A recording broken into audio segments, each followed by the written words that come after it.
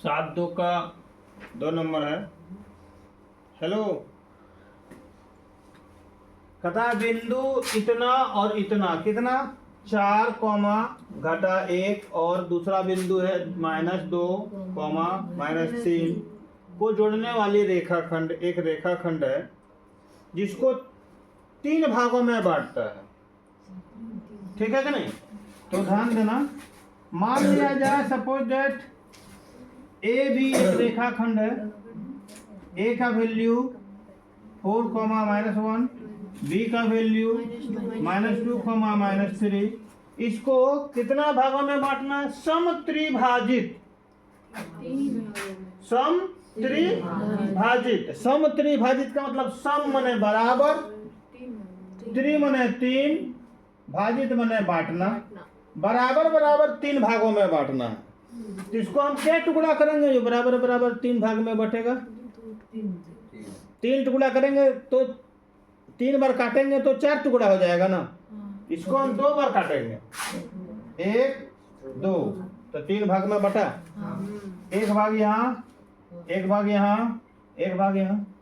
इसका नाम दे दो P, इसका नाम दे दीजिए Q। बराबर बराबर 3 भागों में बटा। तो सर जी कितना भी मान लीजिएगा ना, तो इसका मान 1, इसका मान 1, इसका मान 1 आएगा। नहीं बोल सर जी इसका तो 3 सेंटीमीटर था। ठीक है, ये भी 3 सेंटीमीटर, ये भी 3 सेंटीमीटर, ये भी 3 सेंटीमीटर। लेकिन जब अनुपात निकालेंगे ना तो 1:1:1 ही आएगा। 5-5 करके लोगे ना तो भी आएगा 1:1:1। क्यों? जैसे AB बाय PQ, अगर AB बराबर आप 5 मानते हो तो ये बराबर बराबर बोल रहा है ना, तो PQ भी कितना होगा? 5 होगा। कट जाएगा तो कितना आएगा? 1:1 आएगा ना।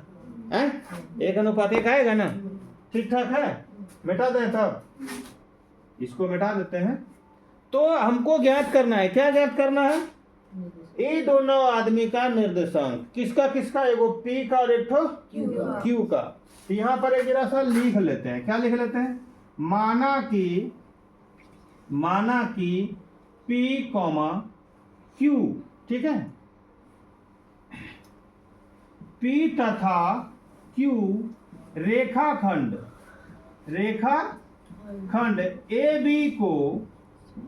AB को समत्रिभाजित करती है। समत्रिभाजित करती है। ध्यान दीजिएगा, समत्रिभाजित करती है। 3 भागों में बांटा, बराबर बराबर भाग में के बांटा? हाँ, P और Q दोनों आदमी उसको 3 भाग में बांट दिया, बराबर बराबर। ठीक है कि नहीं? तो हमको निर्देशांक निकालना है किसका? P और Q का। तो हम लिखेंगे P के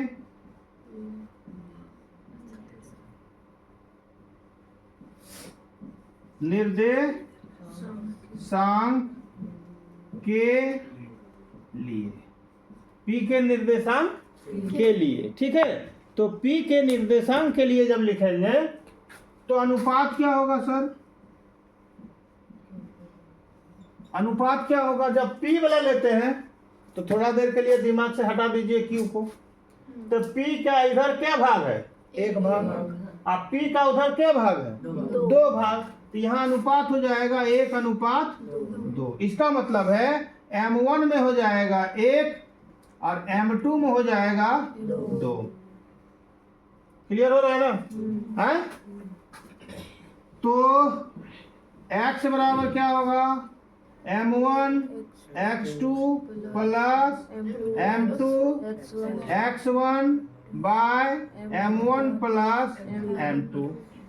y बराबर साथ ही निकाल लेते हैं इसका। y इक्वल टू कितना होगा? M1 y2 plus M2 y1 bye M1 plus M2। ठीक ठाक है? तो M1 में कितना है? 1 है। M1 में कितना है? 1। x2 में कितना है? -2 प्लस M2 में कितना है? 2। x1 में कितना है? 4। यहाँ क्या होगा? 1 + 2। आप सरल कीजिए, इसको गुना करेंगे तो -2 होगा, और इसको गुना करेंगे तो कितना होगा 8। तो 8 में 2 गया, कितना बचा 6। 6 बट्टा 3 कट जाएगा, x का मान कितना निकला 2। अब y वाला मान जाइए, m1 में कितना है 1, y2 में कितना है -3 प्लस m2 में m2 में कितना है 2, y1 में कितना है -1 बाय 1 प्लस 2, ठीक है ना।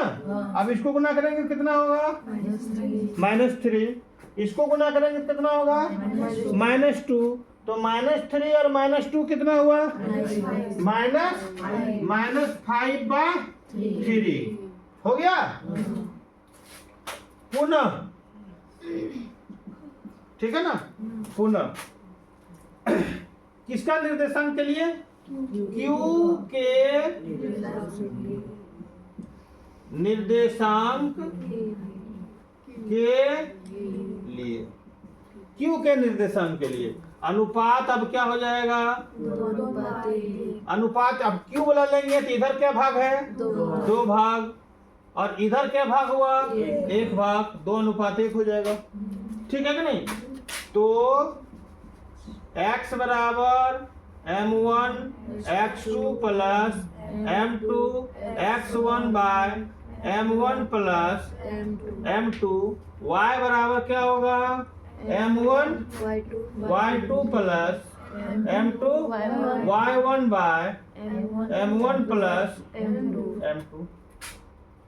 अब यहाँ आ जाइए, m1 में कितना है 2 गुनी x2 में -2, और फिर m2 में 1 इंटू x1 में 4 बाय 2 प्लस 1। ध्यान दीजिएगा, इसको गुना कीजिए कितना हुआ -4, इसको गुना करेंगे +4, तो -4 + 4 इक्वल टू 0/3 इक्वल टू 0। अब इसमें आ जाइए, m1 में 2, y2 में -3 प्लस m2 में y1 में -1 बाय 2 प्लस 1, इसको गुना कीजिए -6, इसको गुना कीजिए -1, तो -6 और -1 कितना हुआ बाय 3। हम यहाँ लिख सकते हैं, अतः क्या लिखेंगे P का निर्देशांक कितना निकला 2, x में y में -5/3, और Q का निर्देशांक कितना निकला 0, -7/3। हो गया यही तो।